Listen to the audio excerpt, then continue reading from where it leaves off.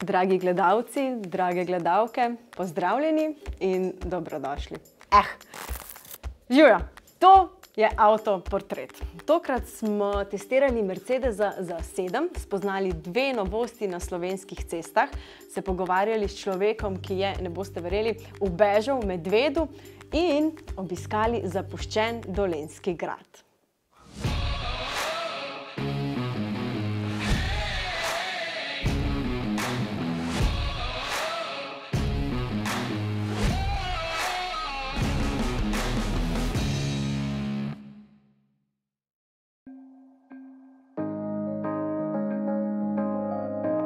Morda ste med vožnjo po avtocesti od Trebnjega do Novega mesta v daljavi že kdaj opazili srednjeveški grad Hmelnik. Grad, ki sicer stoji na gozdnatem pobočju, danes žal deli usodo mnogih slovenskih gradov, v katerih ni življenja. Gradov je na naših tleh zares veliko in da bi prav vsem vdahnili življenje, dogajanje, bi potrebovali zares veliko denarja in pa volje. Tako mnogi ti več stoletij stari pričevalci zgodovine v današnjih dneh žal ostajajo pozabljeni in obiskani le ob takšnih priložnostih, kot je danes naša. In zakaj smo torej mi danes prišli sem? Preizkušali smo Suzukijev 4-kolesni pogon. 4-kolesni pogon v avtomobilu, kot je Swift, seveda ni smiselen za vsakogar. Ampak Suzuki vztraja in to v segmentu, kjer 4-kolesni pogon predstavlja popolno nišo. No, za tiste, ki tako gnan avto potrebujejo, pa je Swift lahko zelo racionalna izbira. 4-kolesni pogon bo namreč omogočil učinkovito in pa lažje premagovanje tudi zahtevnejših terenov. Mogoče bo ali pa celo lažje bo doseči tudi tiste točke, kamor bi se sicer podali obuti v gojzarje.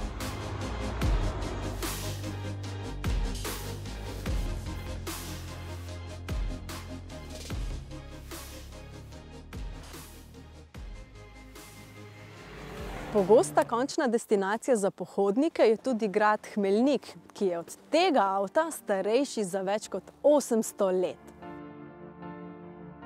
Če bi znal govoriti, bi grad, ki je dobil ime po hmelju, pripovedoval zgodbe o bitkah s turškimi napadalci, o prvih tiskanih knjigah v slovenskem jeziku, ki jim je nudil zatočišče, in pa o žalostnem obdobju med 2. svetovno vojno, ko je bil žal tudi požgan. Eden najstarejših gradov na slovenskih tleh je od leta 1999 tudi kulturni spomenik državnega pomena, a njegova vrata ostajajo trdno zapečatena. No, morda pa nekoč pokukamo tudi v njegovo notranjost.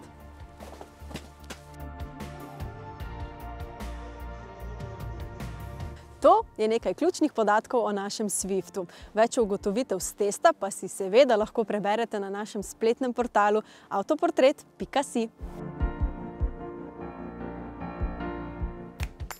2 novosti na slovenskih cestah. Obe precej drugačni, obe elektrificirani in obe bogato digitalni. Poglejmo.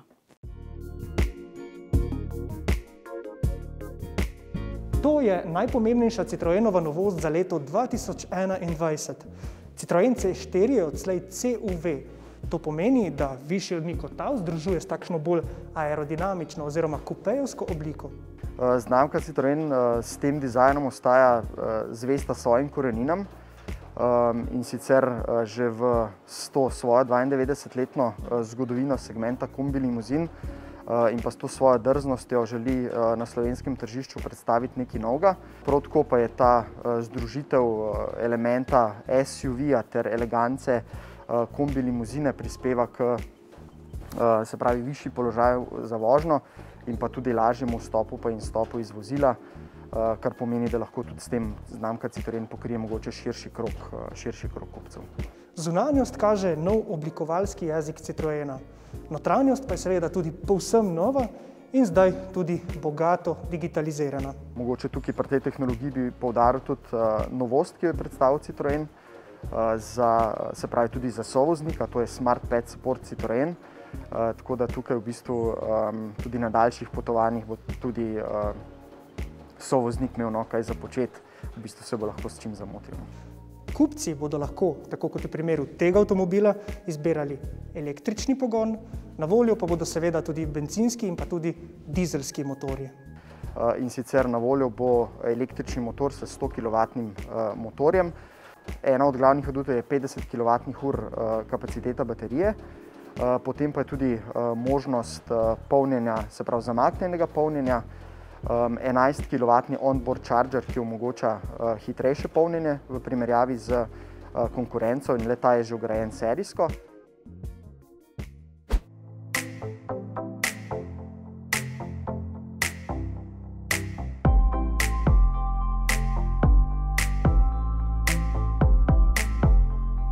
Četrta generacija Tucsona prinaša drzno revolucijo v Hyundaiovem oblikovanju, tako zunaj kot znotraj, in tako črta pot vsem prihajajočim modelom te znamke.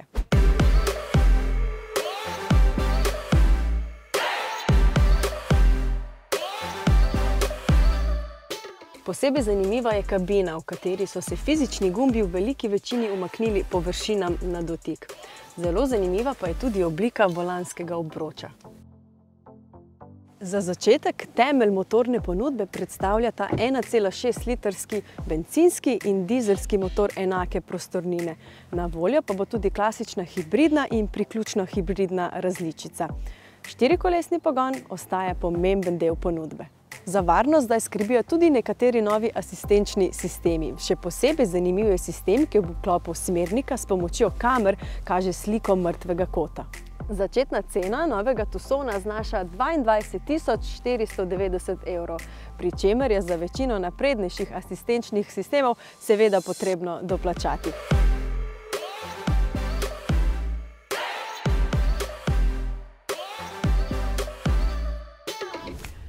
Korona je starše močno obremenila. Si predstavljate imeti odgovornost, ki jo prinaša lastno podjetje, za povrhu pa vas doma vselej čaka še 5 živahnežev. No, naš tokratni gost se ne ustraši niti, ko mu pot prekriža medved, tako da mu tudi korona ne pride do živega. Z nami je Franci Bačar, ustanovitelj uspešnega podjetja, ki se ukvarja z digitalnim marketingom in ob enem tudi oče kar 5 otrok. Franci, si kaj utrujen? Kako vse skupaj usklajuješ? Pa nisem utrujen. V redu sem, super, tako da laufa. Aha, kakšen je tvoj vozniški avtoportret, kako bi se opisal? Skavtski. Prej sem bil aktiven skavt, pa veliko sem hodil v hribe, bil sem tudi pri alpinistih, kamperal sem celo življenje, tako da zdaj tudi na ta način furam družinsko življenje, tako da mi radi kamperamo. Od tega, da hodim po kempih, do tega, da se pač zapeljemo v Kočevski Rok ali pa kam, pa tam preživimo od zunaj. Bicikle furamo okrog, tako da ja, to bi bil nek profil, velik prtlaženk, bicikli nekje od zadnje navlečeni, polno otrok, gorivc, žar. Si kdaj računal v življenju, koliko kilometrov boš naredil, ko bo treba vse otroke voziti, ne vem, glasbeno šolo, k skavtom? Pri teh dejavnostih v bistvu je tako, da se stvari kar pol nekako malo poklapljajo, ne. Dopoldne so šole službene, popoldne pa pač recimo, ne vem, košarka ali pa neki ponovadi nekako pride tam 5 do, ali pa rečemo 4 do 6, tako da ni tukaj teh vožnj, ampak je recimo ena vožnja nekam, pa ena vožnja nazaj, ne. Ker lahko pa recimo razpelješ 2 otroka, enega na košarko, drugega v glasbeno. Mislim se pač, zaenkrat se kakor toliko še da kombinirati, da ni glih vsak dan, ampak so to neki dnevi in tako ja. Čeprav zdaj so bolj v resnici od doma, ne. Misliš, da smo se zdaj ljudje naučili, da lahko več stvari odpravljamo od doma? Zdaj, en vidik je tak, v biznisu, predvsem, ko se sklepajo posli, se en kup stvari zgodi neformalno, ne. Pač mi smo na sestanku, tam je super, potem pa gremo na en viski, tam se pa potem res zmenimo, ne. Oziroma začutimo, ne. Nekako moraš za kakšne večje stvari, nekako morajo stvari klikniti, ne samo na tej, bom rekel, checklisti, ampak tudi osebnostno, ne. Tukaj vidim, da je mogoče težje, ne, nekoga presoditi po enem Skypeu, ne, in je fajn, recimo investitorji tudi radi vzamejo koga tudi na jadrni ali pa kaj, veš, da si s človekom 5-6 dni, da ga vidiš pa to, ampak operativa pa definitivno. Potovanja s 5 otroki, v kakšni meri je to užitek, v kakšni meri je breme? Mislim, čisti užitek ni nič, ne. Veš, kdo reče, da hodi v hribe, moj čisti užitek hoditi v hrib, mislim, moraš malo uživati polo v mazohizmu, kako bi rekel. Ne? Mi nismo tisti tip družine, ki gre na isti kraj dvakrat na morje. Zmer gremo drugam. Tudi če nam je nekje ful dober, gremo nekaj novega probati, nekaj novega poiskati. Ne? Tako da pač ta del se pol nekako začneš pripravljati, ne, to potovanje. Se pravi, glih to, da ugotoviš, koliko časa se lahko voziš dejansko, da imaš kar nekaj točk na poti, ki bi si jih šel pogledati, da si splaniraš to potovanje. Ne.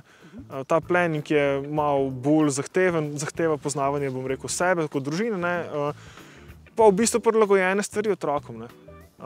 Zdaj pač ne gremo več plezati, ne, ko smo šli včasih, ne, ampak gremo v Legoland. Katera je potem tvoja sanjska destinacija, če bi lahko šel trenutno? Šel bi v te države med Rusijo pa Azijo, te stane. Kirgizistan, Turkmenistan, Tadžikistan. Zakaj?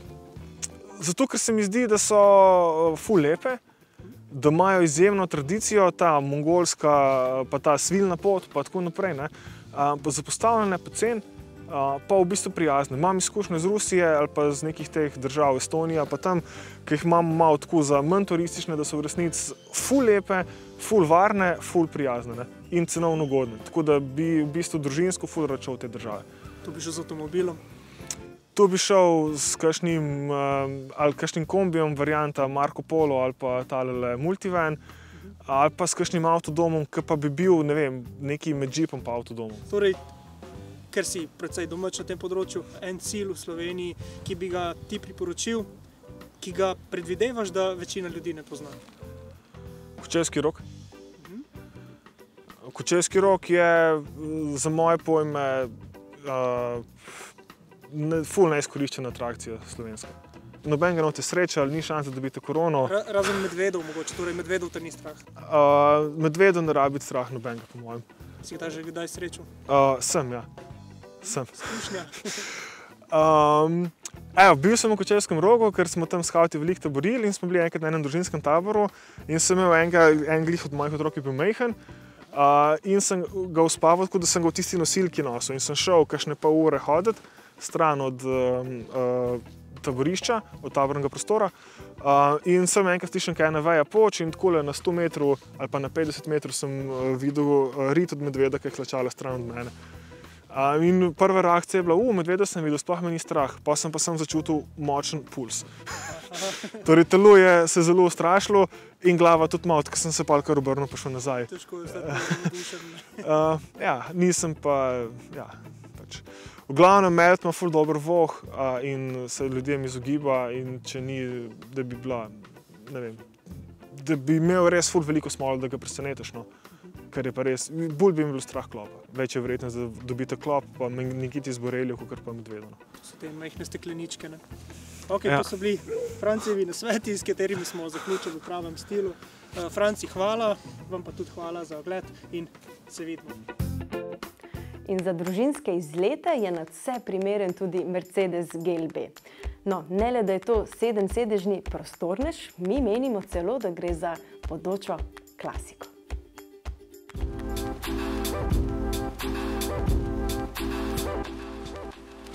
SUV-jem lahko očitamo okornost, pomanjkanje prostora in nerodnost za uporabo. Enoprostorcem na drugi strani lahko očitamo pomanjkanje privlačnosti, sloga in prestiža. Kaj pa, če vam pokažemo avto, ki ponuja vse to? Spet velik, drag, neroden, požrešen terenec, ki terena ne bo nikoli videl, boste rekli. A ta avto lahko ponuja veliko več kot to. GLB je, lahko bi rekli, ljudski avto. A kako je lahko avto, ki stane 67 tisoč evrov, pravzaprav ljudski? Seveda gre za veliko denarja, a ceno lahko še precej znižamo. Mi za začetek ne bi izbrali paketa AMG Line, ki prinaša na primer takšno bolj agresivno zunanjost in trše športne sedeže v notranjosti. Mi bi raje izbrali klasično podobo GLB-ja, ki je po našem mnenju bolj prefinjena. In ne le to, na ta račun bi prihranili skoraj 4 tisočake. Na voljo imamo tudi program Energizing, ki nas bistri in umiri z različnimi programi ventilacije, gretja sedežev in navodili za razgibavanje. No, ne dvomimo, da slednje pride lahko zelo prav voznikom, ki vozijo na dolge razdalje, a mi tukaj vidimo priložnost, da prihranite dodatne 3000. Z nekoliko manj zahtevnosti pridemo v cenovno znosno območje in ob upoštevanju gigantskih podražitev vozil na trgu na splošno je GLB lahko tudi racionalen nakup. GLB se požvižga na kupejevske linije zadka. To je 7-sedežnik, ki ima visoko dvignjeno streho, da tudi otrokoma, ki sedita v zadnji vrsti, ne bi bilo neudobno. No, je pa višina osebe, ki sedi na zadnjem sedežu, omejena na 168 cm in to zgolj zato, ker je to višina lutke, ki je bila uporabljena pri crash testu. Zadaj je v resnici zelo udobno. Prostora je dovolj, svetlobe tudi, vsak potnik pa ima na voljo tudi svojo USB vtičnico. Bo pa na račun 7 sedežev skoraj da izginil ves prtljažni prostor, zato sta 2 dodatna sedeža v GLB-ju zgolj kompromis in ne dokončna rešitev. Tiste zares velike družine, ki si lahko privoščijo tudi prestiž, imajo v ponudbi Mercedesa še boljšo rešitev. Ta se začne in konča na črko V in stane le nekaj tisočakov več.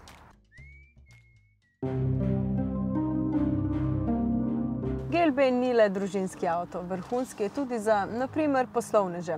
Na dolgih poteh boste namreč uživali v zelo mehko nastavljenem podvozju, avto pa je pri vožnji na avtocesti zelo umerjen in pluje kot nekakšna ladja v bonaciji. Samodejni menjalnik je serijski. In mimogrede, vožnja v komfortnem načinu je tista, ki nudi največ užitka v GLB-ju, pa čeprav ga lahko v športnem vozimo tudi razmeroma dinamično. Bistvena razlika je namreč v mehkejših in trših nastavitvah blažilnikov, ki nudijo res občutno in dobrodošlo razliko. Tudi poraba goriva je povsem znosna. Na našem testnem krogu smo zabeležili okroglih 6 litrov na 100 km pri mešani vožnji.